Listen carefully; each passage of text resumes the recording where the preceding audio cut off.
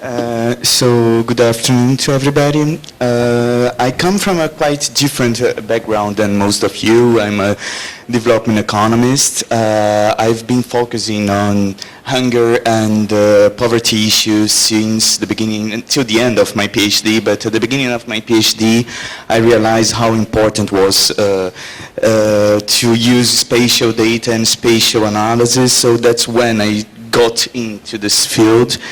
And so then one day, one of my colleagues from GRC, where I'm doing my postdoc now, came with a question about, he was not happy about the kappa coefficient and the results that he was getting. And I thought, God, how it comes that these guys that are doing hard science, they are using a method from soft science because it comes from psychology, and that even us we are economists, we also think this is not a very appropriate thing. So I started digging into the question and finally came with a methodology that I think will answer some of the problems that we may have to kappa, and more specifically the fact that it doesn't take into account the very nature of the data, which is spatial data. So first of all, why we use kappa? Kappa has been first proposed by Cohen in the 60s, and then introduced the remote sensing field to compare the ability of two photo interpreters to agree on the photo interpretation. So the basic idea, you have this confusion matrix, and that you transform it in frequencies. You compute these two basic inputs for the kappa, and then you get your value. Okay, so why we use that? It's because, first of all, because it removes from consideration random agreements. Using the marginals here, we can have the expected values for the kappa value if it's just a random agreement, and we can correct for that. It's basically the PRE in the formula there. It's also convenient because we have a deviation from the random case that is between -1 and 1, which it's a kind of like for the correlation analysis. And some people will say that this is also good because it's sensitive to area and position agreements. Okay, so but why not? Why not use kappa? First of all, because this is a very specific concept of randomness, and it's based on the hypothesis that the marginal distributions should be fixed, which is not really the case for the analysis of object-based. It's sensitive to agreement in area estimation, but not in the sense that we would like.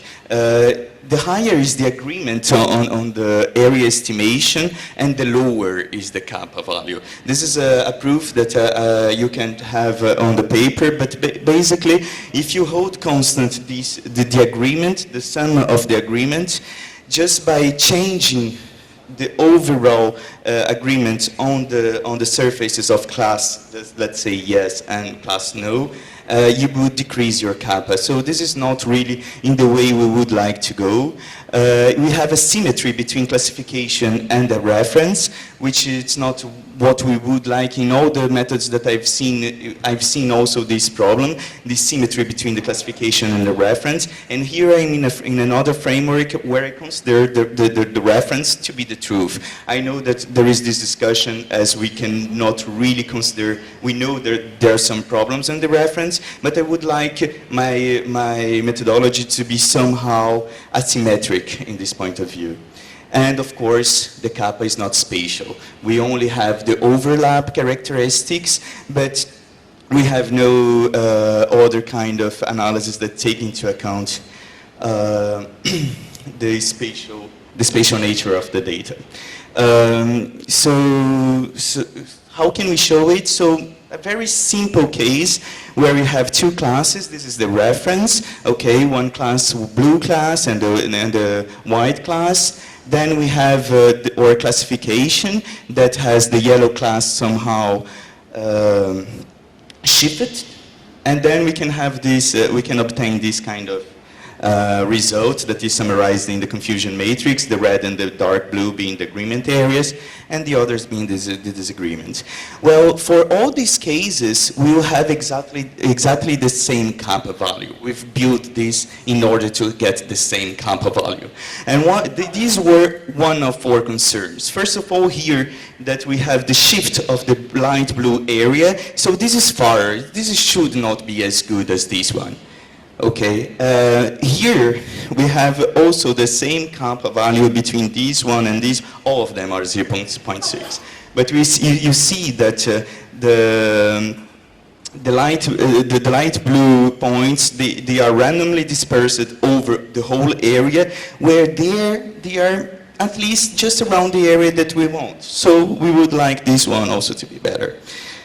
Okay, in the literature, what I could find, first of all, in the field of sociology, psychology, people came with a lot of criticisms and solutions for the fact that we have this hypothesis of on the marginal distribution. So you can read that to have an idea about the solutions. Then we have some propositions in the field of GIS and remote sensing that tried to quantify location and location area and quantification error. So those are interesting also concepts, but it's still kappa-like values. So it's still the very same idea of having one concept of randomness and then deriving your coefficient. And then you just mentioned the object fate analysis that try to use buffers to see how small differences on the edges of the polygons will make a difference on the final assessment. And we'll build somehow in all these things to come with our framework that we believe is a good framework for analyzing the data. So here is I have another stylized case where the reference is in blue. So we have the white class. The classification is saying that the blue class is in the green area, so we have this basic overlap here. So first we decide to represent, and that's the most important part of the presentation, we represent the classification in this bidimensional space where on the x-axis you have the percentage of the whole area, so the whole big rectangle that is covered by this by the reference, okay, the green area, so it's 50%, so I don't know if you can see it, I hope yes. And then we have also the percentage of the reference that is covered by, so it's the percentage of the blue area that is covered by the green area. So here is 75%. So then we have the point of the classification. We could do the same work for the reference, so comparing the reference to itself. Of course, the reference will cover 100% of the reference. The blue area is covering 100% of the blue area. And then you have the percentage of the blue area that is covering the white rectangle, which is 25%. So the first direction, the distance between the 2 points is already gives us already an idea about how good is the classification. And this can be decomposed in two different effects. Area overestimation, which is, or underestimation, which is the transition in the x-axis. And so here in this transition, in this specific case, I would take off all the as much as necessary of the green area that is not covering the blue area. And then with in the second transition, I would take the remaining green pixels that are outside the blue and I would have to move it, okay? But of course, this is not ideal because we are somehow changing the structure of the reference by doing this switch. So instead of doing that, what we decided to do is to apply successive buffers on the reference, on this specific class of the reference, till For example, it has the same area than or reference. Okay. And then we do it also with positive bufferings. Okay.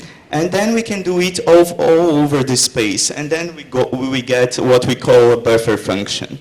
Okay, so that's it. I don't need to go into the details. But what is important with that is that by doing the same with the reference, we can get the best possible buffer function, theoretically, and the worst buffer function that is also drawn there in black, I think. And the random case corresponds to the diagonal. If you want the details of why that, we can talk about that later.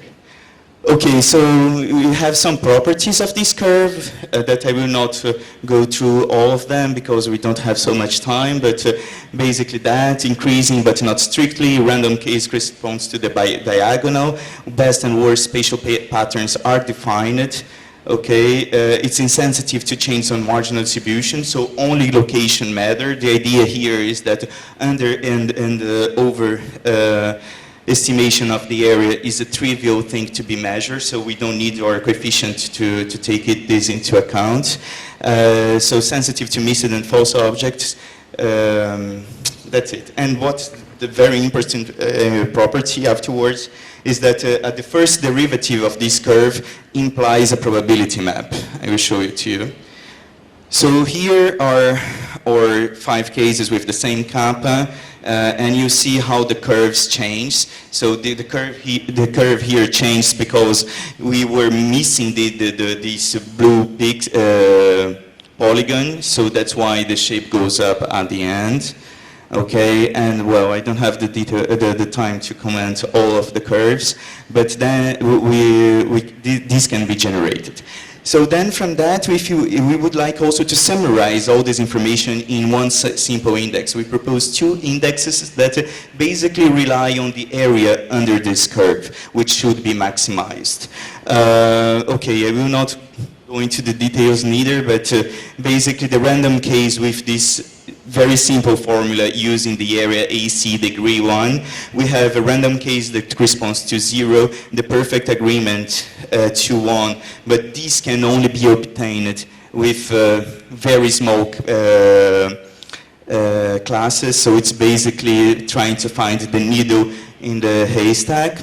And okay, so the worst case is defined, and so on. And then we have another proposition that we don't take, there is parts of the curve that we don't take. We just consider the possible domain given the class that we call the relative buffer classification index, okay, which has the same properties.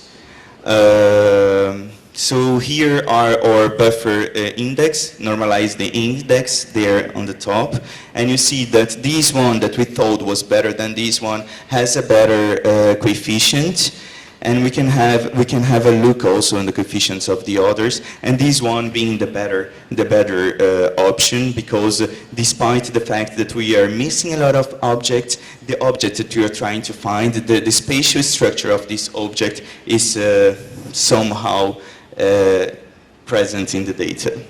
Okay, conclusions and perspectives. So kappa family indicators neglect the essential feature of GIS data. Buffer functions can be used to describe a spatial thematic validity.